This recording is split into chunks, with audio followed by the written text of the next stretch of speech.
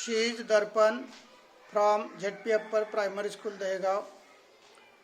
Today she is asking the spelling of the some words. Weak, WEAK weak म्हणजे दुर्बल. slow, SLOW slow म्हणजे हळू. 3, THRW 3 म्हणजे 3. much, MUCH much म्हणजे खूप. fear, FEAR फिअर म्हणजे भीती.